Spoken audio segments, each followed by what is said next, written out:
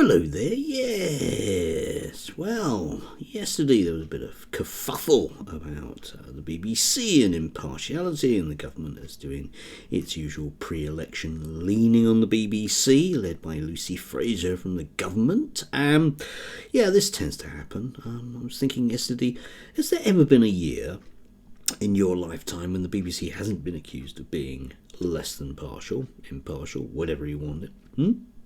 No, of course not.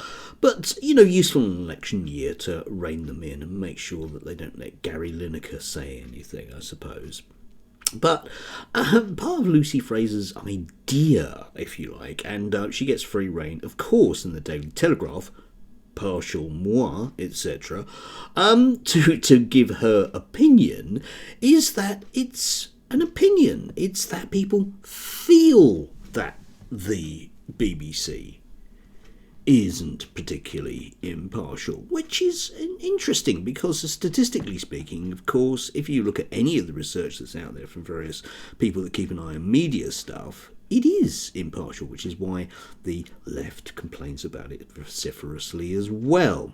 But that doesn't stop them, of course. It's all about feelings, and we know how important these things are in a debate, which neatly, of course, brings us on to the trans debate. Yes, I know, I thought I'd go there again today, because when we think of that in terms of impartiality and who gets a platform, I thought I'd do a little digging around Julie Blindell, everyone's favourite self-confessed lesbian. Now, you would have thought that Julie Blindell, looking at her history, certainly if you went back 20 years, the mainstream media wouldn't touch her with a barge pole, because here's a woman who's definitely a radical feminist, no doubt about that, who's a long history about writing in a kind of Andrea Dawkins style way about such issues.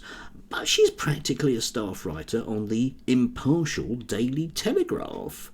And she's definitely a staff writer on Spiked. And she gets about an article a month in the Daily Mail. But in the Telegraph, she crops up maybe 2 or 3 times a month. Maya Forrester, if you look up her in the Telegraph, she's pretty often writing for them. Even James Esses, I think, has done 3 of them. Now, you would think, debate, impartial debate, if you like, that a quality newspaper would give some other voices to people. But who?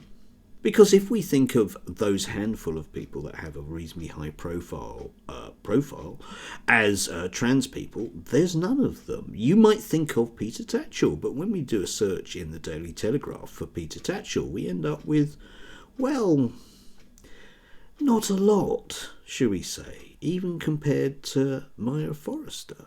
Now, Peter Tatchell is widely respected internationally as a champion of human rights. So why is it that the impartial Daily Telegraph can't manage to give him a platform properly? Well, because it just doesn't want to, does it? After all, it's not the business that it's in. But it is in the business, apparently, of deciding that the BBC needs to be reined in because, the stuff you get from there is biased, or at least it feels that it is. Yeah, feelings. So important around who you are and your identity. Anyway, do have a lovely Tuesday.